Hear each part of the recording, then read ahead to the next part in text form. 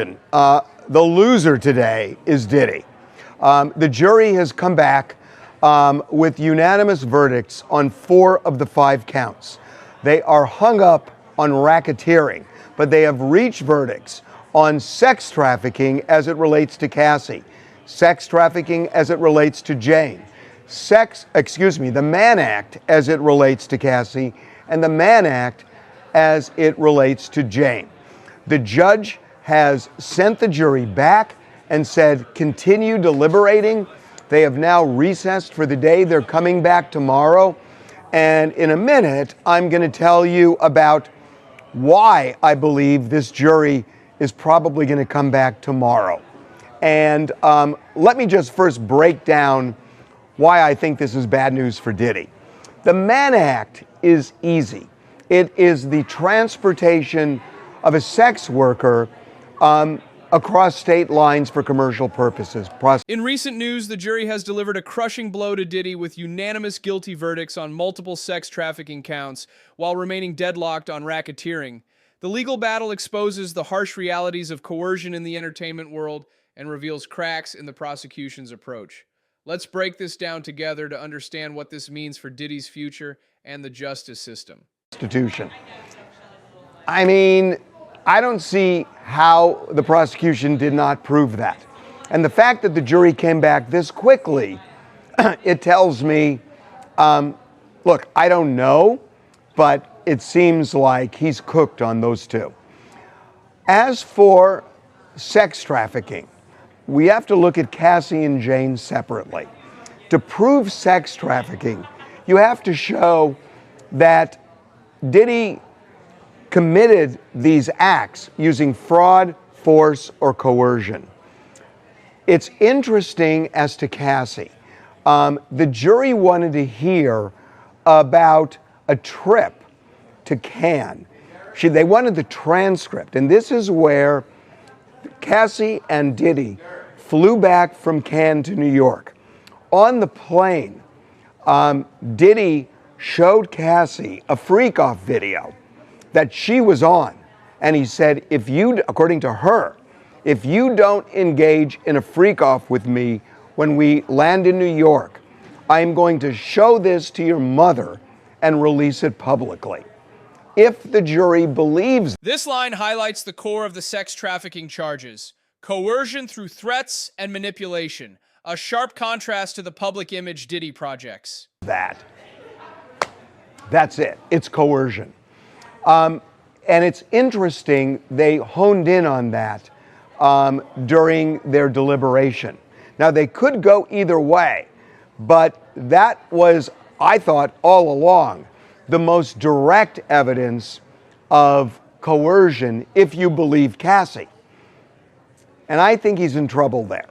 As to Jane, I think there's more of an issue of consent. And they did not ask for transcripts as to Jane. So I don't know. I think on the Mann Act, he's in big trouble. I think as to sex trafficking, with respect to Cassie, he's in trouble. I don't know about Jane. But either way, there is a significant prison term on the table if he's convicted. As for racketeering, here's the way I see it, because I've told you guys now from the beginning, I've always had an issue with this, that this is not organized crime, it's disorganized crime. And it's not typically what racketeering is used for. So the jury said they were split, and it's not 11-1.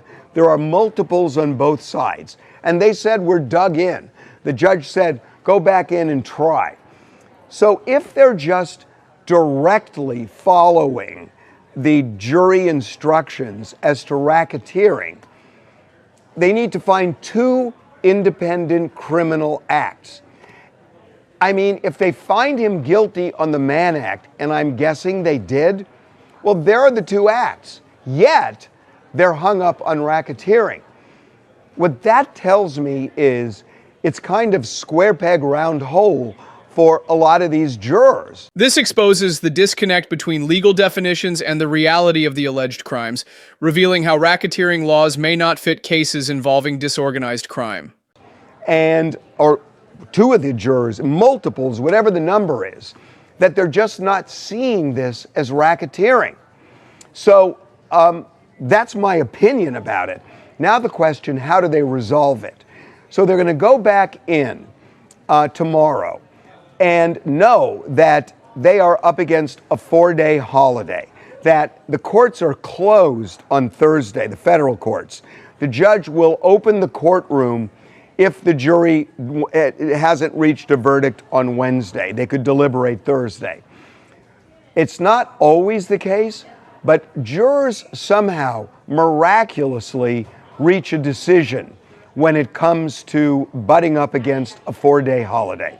It just happens. They don't want it held over their heads for the weekend, for a long weekend. So that's one possibility, that they just all come together. Maybe the more likely possibility is they come back tomorrow, I don't know, at 11 or noon, and they say to the judge, we are so deadlocked, we cannot reach a verdict. The judge could then say, you know, it's called the Allen charge, which is where he gently badgers them to reach a verdict.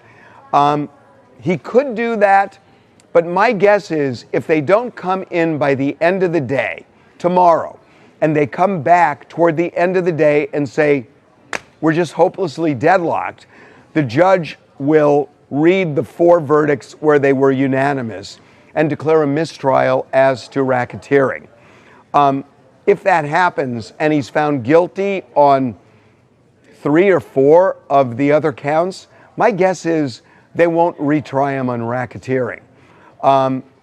But we will see. I don't think it's good news for Diddy. When court was over today, knowing that they reached a verdict on 4 counts, he turned to his family in the gallery and kind of whispered to them, I'll be okay. This moment of private reassurance amidst public disgrace underlines the personal toll and the uncertain path ahead, prison or not.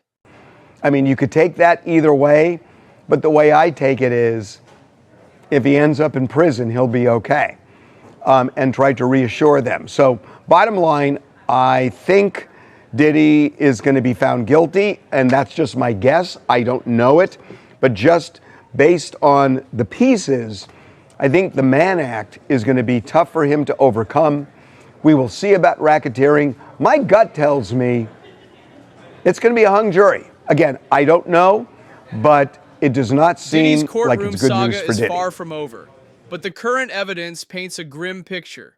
Unanimously guilty on several serious counts, especially under the Mann Act and sex trafficking involving coercion. However, the jury's deadlock on racketeering signals legal complexity and potential limits to the prosecution's case. As holiday breaks loom, the tension mounts. Will jurors relent or be forced to declare a mistrial? Drop your take below and stay tuned for updates on this explosive trial.